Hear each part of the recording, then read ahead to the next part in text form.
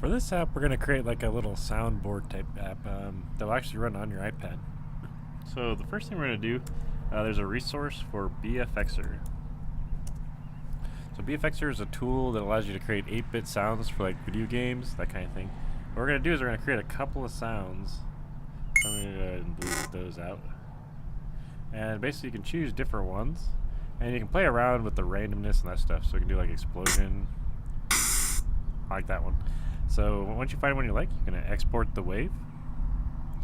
And choose where you want it. So I'm going to say explosion 3. That looks good. And now I got a wave file on my desktop computer. So go ahead and get a couple of sounds, like maybe 5 total sounds. No. I like that one.